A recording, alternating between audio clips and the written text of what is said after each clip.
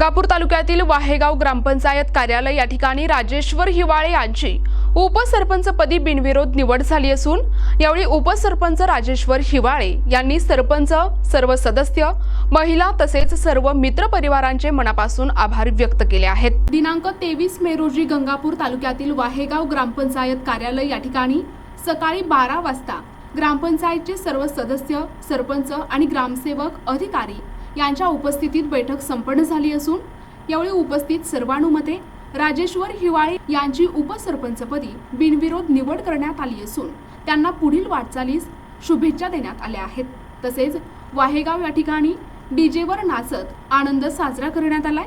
या तरुणांचे सर्वत्र कौतुक आणि चर्चा होत असून यावेळी ग्रामपंचायत सदस्य कल्याण हिवाळे, शिवाजी मनाळ, रवींद्र तगरे, चंद्रकला पारखे, प्रमिला चाफेकर, जनाबाई मनाळ, उषाबाई मनाळ, संगीता पारखे, लक्ष्मण पारखे, रेणुका भडके आदी ग्रामपंचायत सदस्य उपस्थित होते।